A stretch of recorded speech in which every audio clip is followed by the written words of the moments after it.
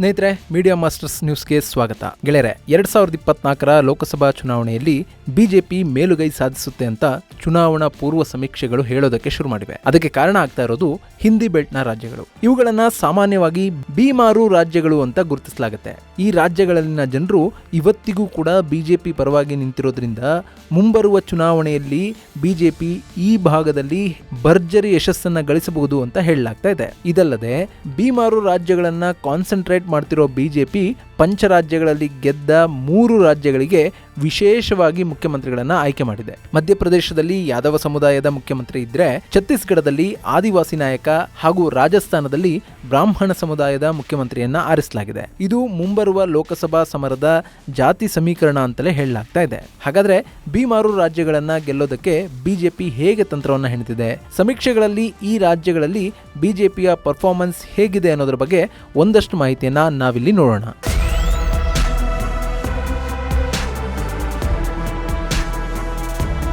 ಗೆಳೆಯರೆ, ಬಿಮಾರು ರಾಜ್ಯಗಳು.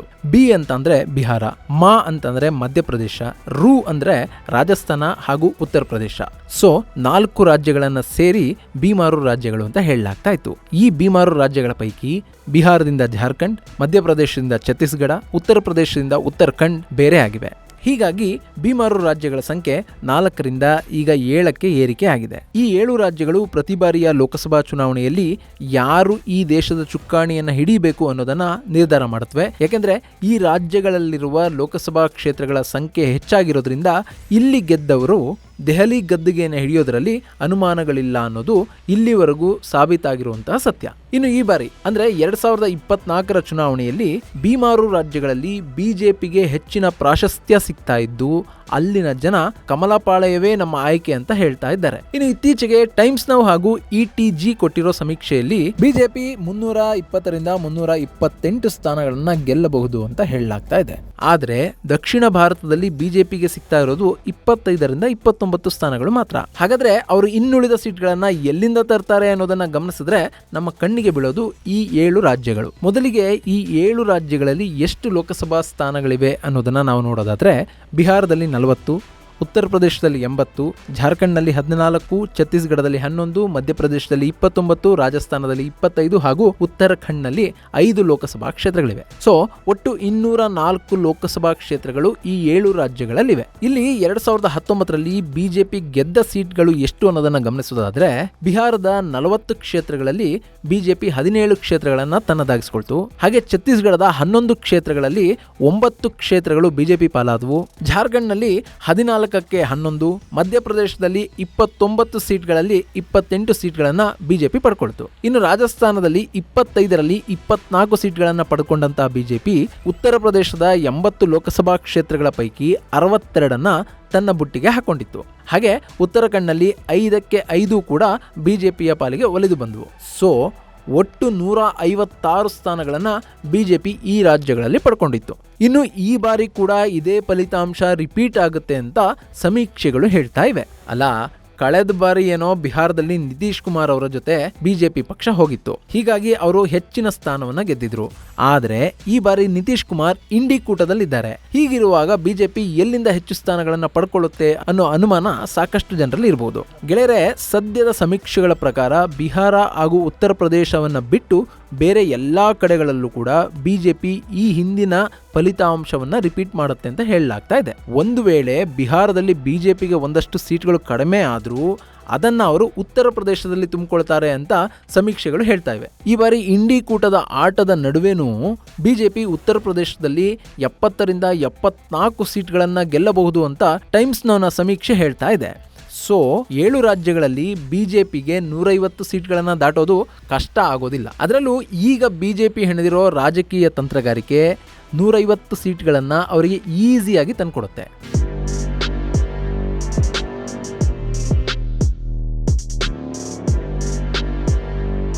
ಗೆಳೆಯರ, ಬಿಹಾರ ಮತ್ತು ಉತ್ತರ ಪ್ರದೇಶದಲ್ಲಿ ಯಾದವ ಸಮುದಾಯದ ಸಂಖ್ಯೆ ಹೆಚ್ಚಾಗಿದೆ. ಇನ್ನು ಉತ್ತರ ಪ್ರದೇಶವನ್ನಷ್ಟೇ ಗಮನಿಸಿ ನೋಡೋದಾದ್ರೆ, ಉತ್ತರ ಪ್ರದೇಶದಲ್ಲಿರುವ ಜನಸಂಖ್ಯೆಯ ಪೈಕಿ 40% OBC ಇದೆ. ಹಾಗೆ 20ರಿಂದ 21% ದಲಿತರು ಆ ರಾಜ್ಯದಲ್ಲಿದ್ದಾರೆ. ಇನ್ನುಳಿದಂತೆ ಸಾಮಾನ್ಯ ವರ್ಗ ಅಂದ್ರೆ ಬ್ರಾಹ್ಮಣ, ಯಾದವ ಈ ಸಮುದಾಯಕ್ಕೆ ಸೇರಿದ ಜನ 18% 20% ಅಲ್ಲಿದ್ದಾರೆ. ಇನ್ನು ಉತ್ತರ ಪ್ರದೇಶದಲ್ಲಿ 19% 20% ಮುಸಲ್ಮಾನರು ಇದ್ದಾರೆ. ಸೊ ಬ್ರಾಹ್ಮಣ, ಯಾದವ, ಆದಿವಾಸಿ ಹಾಗೂ ಹಿಂದುಳಿದ ವರ್ಗದ ಮತಗಳು ಈ ಉತ್ತರ ಪ್ರದೇಶದಲ್ಲಿ ತುಂಬಾನೇ ನಿರ್ಣಾಯಕ ಅಂತ ಅನ್ನಿಸ್ಕೊಳುತ್ತೆ. ಇನ್ನು ಬಿಹಾರವನ್ನ ಗಮನಿಸೋದಾದ್ರೆ ಬಿಹಾರದಲ್ಲಿ ಕೂಡ 27% OBC, 36% ಎಕನಾಮಿಕಲಿ ಬ್ಯಾಕ್ವರ್ಡ್ ಕ್ಲಾಸ್, 19.65% ದಲಿತರು, 15% ಸಾಮಾನ್ಯ ವರ್ಗ, 1.68% ಆದಿವಾಸಿಗಳು ಇಲ್ಲಿದ್ದಾರೆ. ಇದರಲ್ಲಿ 14% ಯಾದವರಿದ್ರೆ 3.6% ಬ್ರಾಹ್ಮಣರು ಬಿಹಾರದಲ್ಲಿದ್ದಾರೆ. ಇನ್ನುಳಿದಂತೆ ಮುಸಲ್ಮಾನರು ಬಿಹಾರದಲ್ಲಿ ನಿರ್ಣಾಯಕ ಅಂತ ಅನ್ನಿಸ್ಕೊಳ್ತಾ ಇದ್ದಾರೆ. ಇಲ್ಲಿ ಉತ್ತರ ಪ್ರದೇಶ ಹಾಗೂ ಬಿಹಾರದಲ್ಲಿ OBC, ಆದಿವಾಸಿ, ಸಾಮಾನ್ಯ ವರ್ಗ ಹಾಗೂ ಯಾದವ ಸಮುದಾಯಗಳು ತೀರಾ ನಿರ್ಣಾಯಕ ಅಂತ ಅನ್ನಿಸ್ಕೊಳ್ಳುತ್ತೆ. ಸೊ ಬಿಹಾರ ಮತ್ತು ಉತ್ತರ ಪ್ರದೇಶಗಳನ್ನ ಗಮನದಲ್ಲಿಟ್ಕೊಂಡು ಬಿಜೆಪಿ ಮಧ್ಯಪ್ರದೇಶದಲ್ಲಿ ಯಾದವ ಸಮುದಾಯಕ್ಕೆ ಸೇರಿದ್ದ, ಅದರಲ್ಲೂ ಹಿಂದೂ ಫೈರ್ ಬ್ರ್ಯಾಂಡ್ ಅಂತಲೇ ಖ್ಯಾತಿಯನ್ನು ಹೊಂದಿರುವ ಮೋಹನ್ ಯಾದವ್ರನ್ನ ಮುಖ್ಯಮಂತ್ರಿಯನ್ನಾಗಿ ಮಾಡಿದೆ. ಈ ಮೂಲಕ ಬಿಹಾರ ಹಾಗೂ ಉತ್ತರ ಪ್ರದೇಶದ ಯಾದವ ಸಮುದಾಯದ ಮೇಲೆ ಪ್ರಭಾವವನ್ನ ಬೀರಬಹುದು ಅನ್ನೋ ಲೆಕ್ಕಾಚಾರದಲ್ಲಿ ಬಿಜೆಪಿ ಇದೆ. ಇನ್ನು ರಾಜಸ್ಥಾನದಲ್ಲಿ ಬ್ರಾಹ್ಮಣ ಸಮುದಾಯಕ್ಕೆ ಸೇರಿದ ಭಜನ್ ಲಾಲ್ ಅವರನ್ನ ಮುಖ್ಯಮಂತ್ರಿಯನ್ನಾಗಿ ಮಾಡಿರೋದು ಹಿಂದಿ ರಾಜ್ಯಗಳ ಬ್ರಾಹ್ಮಣ ಸಮುದಾಯದ ಮತಗಳನ್ನ ಈಸಿಯಾಗಿ ಬಿಜೆಪಿಗೆ ತಂದುಕೊಡುತ್ತೆ. ಇನ್ನು ಛತ್ತೀಸ್ಗಢದಲ್ಲಿ ಆದಿವಾಸಿ ನಾಯಕನನ್ನ ಮುಖ್ಯಮಂತ್ರಿ ಮಾಡಿರೋ ಬಿಜೆಪಿ ಈ ಮೂಲಕ ಬಿಹಾರ, ಉತ್ತರ ಪ್ರದೇಶ, ಜಾರ್ಖಂಡ್, ಛತ್ತೀಸ್ಗಢ, ಮಧ್ಯಪ್ರದೇಶ ಹಾಗೂ ರಾಜಸ್ಥಾನದ ಆದಿವಾಸಿ ಜನರ ಮೇಲೆ ಪ್ರಭಾವವನ್ನು ಬೀರ್ತಾ ಇದೆ. ಇದರ ಜೊತೆಗೆ ಮಧ್ಯಪ್ರದೇಶ ಹಾಗೂ ರಾಜಸ್ಥಾನದಲ್ಲಿ ಉಪಮುಖ್ಯಮಂತ್ರಿ ಹುದ್ದೆಗಳನ್ನು ಕೂಡ ಕ್ರಿಯೇಟ್ ಮಾಡಲಾಗಿದೆ. ಅದರಲ್ಲೂ ರಾಜಸ್ಥಾನದಲ್ಲಿ ದಲಿತ ಮತ್ತು ರಜಪೂತರನ್ನ ಉಪಮುಖ್ಯಮಂತ್ರಿಯನ್ನಾಗಿ ಆಯ್ಕೆ ಮಾಡಿರುವಂತಹ ಬಿಜೆಪಿ ಆ ಮೂಲಕ ರಾಜಸ್ಥಾನದಲ್ಲಿ ರಜಪೂತ ಹಾಗೂ ದಲಿತ ಮತಗಳನ್ನು ಕೂಡ ಸೆಳೆಯುವ ಕಸರತ್ತನ್ನ ಆರಂಭ ಮಾಡಿದೆ. ಇನ್ನು ಈಗಾಗಲೇ ಉತ್ತರ ಪ್ರದೇಶದ ಮುಖ್ಯಮಂತ್ರಿ ಆಗಿರುವ ಯೋಗಿ ಆದಿತ್ಯನಾಥ್ ಹಾಗೂ ಪ್ರಧಾನಿ ನರೇಂದ್ರ ಮೋದಿ ಇಬ್ಬರು ಕೂಡ ಹಿಂದುಳಿದ ವರ್ಗಕ್ಕೆ ಸೇರಿದವರಾಗಿರೋದ್ರಿಂದ ಈ ಹಿಂದಿ ರಾಜ್ಯಗಳಲ್ಲಿನ ಹಿಂದುಳಿದ ವರ್ಗಗಳ ಮತಗಳನ್ನ ಈಸಿಯಾಗಿ ತೆಗೆದುಕೊಳ್ಳಬಹುದು ಅನ್ನೋದು ಬಿಜೆಪಿಯ ತಂತ್ರಗಾರಿಕೆ. ಇಲ್ಲಿ ಉತ್ತರ ಪ್ರದೇಶದಲ್ಲಿ ಪ್ರಧಾನಿ ಮೋದಿ ಹಾಗೂ ಯೋಗಿ ಆದಿತ್ಯನಾಥ್ ಅವರ ಕೆಲಸಗಳು ಹಾಗೂ ವರ್ಚಸ್ಸಿನ ಜೊತೆಗೆ ಚುನಾವಣೆಗೂ ಮೊದಲೇ ರಾಮ ಮಂದಿರದ ಉದ್ಘಾಟನೆ ಕೂಡ ಆಗ್ತಾ ಇದೆ. ಇದು ಕೋಟ್ಯಾಂತರ ಮಂದಿಯ ಕನಸು ಕೂಡ. ಇದರ ಜೊತೆಗೆ ಬಿಜೆಪಿ ಉತ್ತರ ಪ್ರದೇಶದಲ್ಲಿ ಇನ್ನಷ್ಟು ಪ್ರಾಜೆಕ್ಟ್ ಗಳನ್ನ ಕೂಡ ಹಾಕೊಂಡಿದೆ. ಸೊ ಉತ್ತರ ಪ್ರದೇಶದಲ್ಲಿ ಬಿಜೆಪಿ ಕೇಸರಿ ರಾಜಕೀಯವನ್ನ ಈ ಬಾರಿಯ ಚುನಾವಣೆಯಲ್ಲಿ ಮಾಡ್ತಾ ಇದೆ. ಇದರ ಜೊತೆಗೆ ಉತ್ತರ ಪ್ರದೇಶದಲ್ಲಿ ತಳಮಟ್ಟದಲ್ಲಿರುವ ಕಾರ್ಯಕರ್ತರ ನೆರವು ಕೂಡ ಬಿಜೆಪಿಗೆ ಸಿಗೋದ್ರಿಂದ ಉತ್ತರ ಪ್ರದೇಶವನ್ನ ಬಿಜೆಪಿ ಸ್ವೀಪ್ ಮಾಡುತ್ತೆ ಅಂತ ಹೇಳಲಾಗ್ತಾ ಇದೆ. ಟೈಮ್ಸ್ ನೌ ಕೂಡ ಇದೇ ಮಾಹಿತಿಯನ್ನ ಹೊರ ಹಾಕ್ತಾ ಇದ್ದು ಉತ್ತರ ಪ್ರದೇಶದ 80 ಸ್ಥಾನಗಳ ಪೈಕಿ 70ರಿಂದ 74 ಲೋಕಸಭಾ ಕ್ಷೇತ್ರಗಳವರೆಗೆ ಬಿಜೆಪಿ ಗೆಲ್ಲಬಹುದು ಅಂತ ಹೇಳ್ತಾ ಇದೆ. ಇನ್ನು ಉತ್ತರ ಪ್ರದೇಶದಲ್ಲಿ ಇಂಡಿ ಕೂಟ 4ರಿಂದ 8, ಬಿಎಸ್ಪಿ 1 ಹಾಗೂ ಇನ್ನುಳಿದವರು 1ರಿಂದ 3 ಸೀಟ್ಗಳನ್ನ ಗೆಲ್ಲಬಹುದು ಅಂತ ಸಮೀಕ್ಷೆ ಹೇಳ್ತಾ ಇದೆ. ಸೊ ಉತ್ತರ ಪ್ರದೇಶದಲ್ಲಿ ಬಿಜೆಪಿ ತಾನು ಅಂದುಕೊಂಡಿದ್ದನ್ನ ಸಾಧಿಸುವ ದಾರಿಯನ್ನ ಹುಡುಕೊಂಡಿದೆ.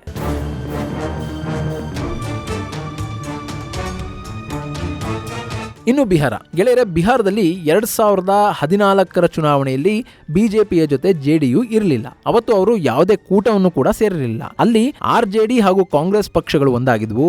ಬಿಜೆಪಿ ತನ್ನ ಮಿತ್ರ ಪಕ್ಷ ಎಲ್ಜೆಪಿ ಹಾಗೂ ಆರ್ಎಲ್ಎಸ್ಪಿಯ ಜೊತೆ ಹೊಂದಾಣಿಕೆಯನ್ನ ಮಾಡಿಕೊಂಡಿತ್ತು. 2014 ಚುನಾವಣೆಯಲ್ಲಿ ಜೆಡಿಯುನ ಹೊರತಾಗಿ ಕೂಡ ಬಿಜೆಪಿ 22 ಸ್ಥಾನಗಳನ್ನ ಗೆದ್ದಿತ್ತು. ಎಲ್ಜೆಪಿ 6 ಹಾಗೂ ಆರ್ಎಲ್ಎಸ್ಪಿ 3 ಸ್ಥಾನಗಳನ್ನ ಗೆದ್ದಿದ್ವು. ಸೊ ಲಾಲು ಕಾಂಗ್ರೆಸ್ ಒಕ್ಕೂಟದ ವಿರುದ್ಧ ಎನ್ಡಿಎ ಮೈತ್ರಿಕೂಟ ಬಿಹಾರದ 40 ಕ್ಷೇತ್ರಗಳ ಪೈಕಿ 31 ಸ್ಥಾನಗಳನ್ನ ಗೆದ್ದಿದ್ವು. ಆದ್ರೆ 2019ರಲ್ಲಿ ನಿತೀಶ್ ಕುಮಾರ್ ಎನ್ಡಿಎಯನ್ನ ಸೇರ್ಕೊಂಡಿದ್ರು. ಆ ಸಂದರ್ಭದಲ್ಲಿ ಚುನಾವಣೆಯನ್ನ ಎದುರಿಸಿದ ಬಿಜೆಪಿಗೆ 5 ಸೀಟ್ಗಳು ನಷ್ಟ ಆಗಿದ್ವು. ಸೊ ಬಿಜೆಪಿ ಜೆಡಿಯುನಿಂದ ದೂರ ಇದ್ದಾಗಲೇ ಹೆಚ್ಚಿನ ಸ್ಥಾನಗಳನ್ನ ಗೆದ್ದಿದೆ. ಇನ್ನು ಈ ಬಾರಿ ಕೂಡ ಅದೇ ರೀತಿ ಆಗುತ್ತೆ ಅಂತ ಹೇಳಲಾಗ್ತಾ ಇದೆ. ಇನ್ನು ಕೆಲವರು ಇಲ್ಲ ಬಿಜೆಪಿಗೆ ಒಂದಷ್ಟು ಸೀಟ್ಗಳು ಕೊರತೆ ಆಗಬಹುದು ಅಂತಲೂ ಹೇಳ್ತಾ ಇದ್ದಾರೆ. ಆದ್ರೆ ಬಿಹಾರದಲ್ಲಿ ಉಂಟಾಗುವ ಹಿನ್ನಡೆಯನ್ನ ಉತ್ತರ ಪ್ರದೇಶದಲ್ಲಿ ತುಂಬಿಕೊಳ್ಳೋದಕ್ಕೆ ಬಿಜೆಪಿ ಎಲ್ಲ ತಯಾರಿಯನ್ನು ಮಾಡಿಕೊಂಡಿದೆ. ಹೀಗಾಗಿ ಈ 7 ರಾಜ್ಯಗಳಲ್ಲಿ 150 ಸ್ಥಾನಗಳನ್ನ ಬಿಜೆಪಿ ಈಸಿಯಾಗಿ ತನ್ನ ಬುಟ್ಟಿಗೆ ಹಾಕೊಳ್ತಾ ಇದೆ. ಅಲ್ಲ, ದಕ್ಷಿಣದಲ್ಲಿ 25, ಹಿಂದಿ ಭಾಷಿಕ ಪ್ರದೇಶಗಳಲ್ಲಿ 150, ಅಲ್ಲಿಗೆ 175 ಸೀಟ್ಗಳಾದವು. ಇದರ ಮೇಲೆ ಬಿಜೆಪಿ ಇನ್ನೂ 125 ಸೀಟ್ಗಳನ್ನ ಎಲ್ಲಿಂದ ಗೆಲ್ಲುತ್ತೆ ಅಂತ ಅನ್ಕೋತಾ ಇದ್ದೀರಾ? ಗೆಳೆಯರೆ, ಈ ಬಾರಿ ಕೂಡ ಬಿಜೆಪಿ ಗುಜರಾತ್ ನಲ್ಲಿ ಕ್ಲೀನ್ ಸ್ವೀಪ್ ಮಾಡೋ ಬರದಲ್ಲಿದೆ. ಅಲ್ಲಿ 26 ಲೋಕಸಭಾ ಕ್ಷೇತ್ರಗಳಿವೆ. ಇನ್ನು ಹರಿಯಾಣದಲ್ಲಿ ಕಳೆದ ಬಾರಿ ಬಿಜೆಪಿ 10ಕ್ಕೆ 10 ಸೀಟ್ಗಳನ್ನ ಗೆದ್ದಿತ್ತು. ಈ ಬಾರಿ ಕೂಡ ಅಲ್ಲಿ ಇದೇ ಫಲಿತಾಂಶ ಪುನರಾವರ್ತನೆ ಆಗುತ್ತೆ ಅಂತ ಹೇಳಲಾಗ್ತಾ ಇದೆ. ಇದರ ಜೊತೆಗೆ 14 ಲೋಕಸಭಾ ಕ್ಷೇತ್ರಗಳನ್ನ ಹೊಂದಿರೋ ಅಸ್ಸಾಂ ಇದೆ. ಅಲ್ಲಿ ಸದ್ಯ ಬಿಜೆಪಿ 11 ಸ್ಥಾನಗಳನ್ನ ಹೊಂದಿದೆ. 2024 ಎಲೆಕ್ಷನ್ ಎಲೆಕ್ಷನ್ ಅಲ್ಲಿ ಕೂಡ ಆ ಫಲಿತಾಂಶ ರಿಪೀಟ್ ಆಗುತ್ತೆ ಅಂತ ಸಮೀಕ್ಷೆಗಳು ಹೇಳ್ತಾ ಇವೆ. ಇನ್ನು ಪಶ್ಚಿಮ ಬಂಗಾಳದಲ್ಲಿ ಕಳೆದ ಬಾರಿ ಬಿಜೆಪಿ ಅನಿರೀಕ್ಷಿತ ಫಲಿತಾಂಶವನ್ನ ಕೊಟ್ಟಿತ್ತು. ಈ ಬಾರಿ ಕೂಡ ಅವರು ಅದೇ ಫಲಿತಾಂಶವನ್ನ ರಿಪೀಟ್ ಮಾಡ್ತಾರೆ ಅಂತ ಹೇಳಲಾಗ್ತಾ ಇದೆ. ಇನ್ನು ಒಡಿಶಾ, ಅಲ್ಲೂ ಕೂಡ 21 ಕ್ಷೇತ್ರಗಳಿವೆ. ಬಿಜೆಪಿ ಸದ್ಯಕ್ಕೆ 8 ಕ್ಷೇತ್ರಗಳನ್ನ ತನ್ನ ಬುಟ್ಟಿಯಲ್ಲಿ ಇಟ್ಕೊಂಡಿದೆ. ಸೊ ಒಂದಷ್ಟು ಕ್ಷೇತ್ರಗಳು ಬಿಜೆಪಿಗೆ ಈ ಬಾರಿಯೂ ಸಿಗೋದ್ರಲ್ಲಿ ಅನುಮಾನಗಳಿಲ್ಲ. ಇನ್ನು ಮಹಾರಾಷ್ಟ್ರ, ಅಲ್ಲಿ ಇಂಡಿ ಕೂಟ ಏನೇ ತಂತ್ರಗಳನ್ನ ಮಾಡಿದ್ರು ಅಲ್ಲಿರೋ 48 ಸೀಟ್ಗಳ ಪೈಕಿ ಬಿಜೆಪಿಗೆ ಒಂದಷ್ಟು ಸೀಟ್ಗಳು ಬರೋದನ್ನ ತಪ್ಪಿಸೋದಕ್ಕೆ ಸಾಧ್ಯವೇ ಇಲ್ಲ. ಇನ್ನುಳಿದಂತೆ ದೆಹಲಿಯ 7 ಸೀಟ್ಗಳು, ಕೇಂದ್ರಾಡಳಿತ ಪ್ರದೇಶದ ಲೋಕಸಭಾ ಕ್ಷೇತ್ರಗಳು ಬಿಜೆಪಿಗೆ ಮುನ್ನಡೆಯನ್ನು ತಂದುಕೊಡಬಹುದು ಅಂತ ಹೇಳಲಾಗ್ತಾ ಇದೆ. ಇದೆಲ್ಲವನ್ನ ಗಮನಿಸಿನೇ ಬಿಜೆಪಿ ಈ ಬಾರಿ ಕೂಡ 300 ಕ್ಷೇತ್ರಗಳನ್ನ ದಾಟುತ್ತೆ. NDA 320ರಿಂದ 328 ಸ್ಥಾನಗಳವರೆಗೆ ರೀಚ್ ಆಗುತ್ತೆ ಅಂತ ಹೇಳಲಾಗ್ತಾ ಇರೋದು.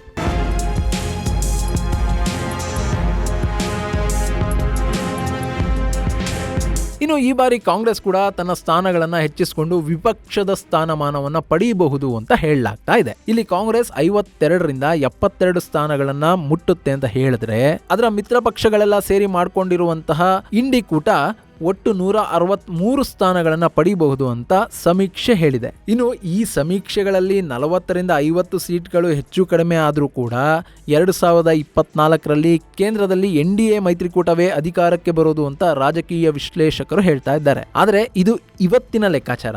ಚುನಾವಣೆಗೆ ಇನ್ನು 4 ತಿಂಗಳಿದೆ. ಸೊ ಅವತ್ತಿನ ಪರಿಸ್ಥಿತಿಯಲ್ಲಿ ಏನಾಗಬಹುದು ಅನ್ನೋದನ್ನ ನಾವು ಕಾದು ನೋಡಬೇಕು ಅಷ್ಟೇ. ಇದು ಗೆಳೆಯರೆ, ಹಿಂದಿ ಭಾಗದ ರಾಜ್ಯಗಳಲ್ಲಿ ಹೇಗೆ ಬಿಜೆಪಿ ತನ್ನ ಪ್ರಭಾವವನ್ನು ಬೆಳೆಸಿಕೊಂಡಿದೆ ಅನ್ನೋದ್ರ ಬಗ್ಗೆ ಒಂದಷ್ಟು ಮಾಹಿತಿ. ಮುಂದಿನ ವಿಡಿಯೋದಲ್ಲಿ ಮತ್ತೊಂದು ವಿಶೇಷವನ್ನ ನಿಮ್ಮ ಮುಂದಿಡ್ತೀನಿ. ಅಲ್ಲಿವರೆಗೂ ನಮಸ್ಕಾರ.